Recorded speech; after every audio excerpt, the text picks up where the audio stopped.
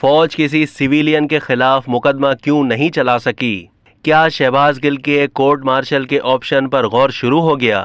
عسکری حکام اس بات پر غور کر رہے ہیں کہ حکومت سے رابطہ کر کے شہباز گل کو ملٹری اسٹیبلشمنٹ کی تحویل میں دینے کی درخواست کی جائے تاکہ ان کا کورٹ مارشل کیا جا سکے۔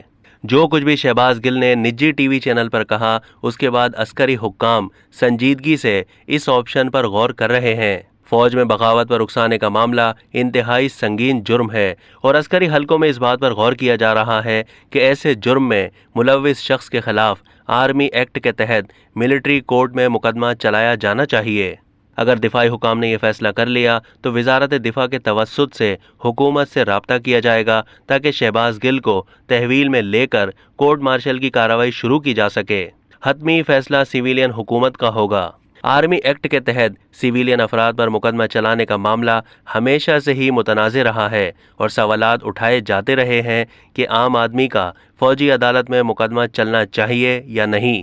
ماہر قانون کے مطابق آرمی ایکٹ کے سیکشن 21D کے تحت ایسے معاملات میں کسی سیویلین پر مقدمہ چلایا جا سکتا ہے، لیکن ہیومن رائٹس اور فوجی امور کے ماہر سینئر وکیل کرنل ریٹائرڈ انعام الرحیم کا کہنا ہے کہ آرمی ایکٹ میں ایسا کچھ نہیں کہ کسی سیویلین کو گرفتار کر کے اس کا ٹرائل کیا جائے۔ صرف ایسے سیویلینز کا ٹرائل کیا جا سکتا ہے جو آپریشنل علاقوں میں ہو، اور وہ بھی اس حد تک کہ انہوں نے سیکرٹ ایکٹ کی خلاف ورزی کی ہو۔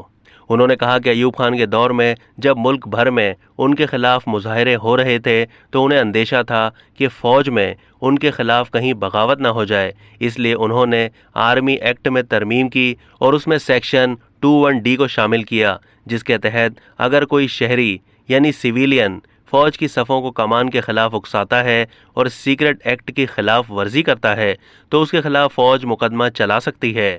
کرنل ریٹائرڈ انعام نے کہا کہ فوج اس عرصے کے دوران کسی سیویلین کے خلاف مقدمہ نہیں چلا سکی۔ انہوں نے کہا کہ بھٹو کے دور میں ایک ریٹائرڈ بریگیڈیئر کو گرفتار کیا گیا تھا کیونکہ انہوں نے آرمی کمان کو خطوط تحریر کیے تھے، اور پھر اس کے خلاف ملٹری کورٹ میں مقدمہ چلایا گیا اور جیل بھیج دیا گیا۔ وکیل نے مزید بتایا کہ ضیاء کے دور میں احمد فراز اور فرخندہ بخاری کو عسکری حکام نے گرفتار کیا، لیکن لاہور ہائی کورٹ نے مداخلت کی اور دونوں کو رہا کر دیا۔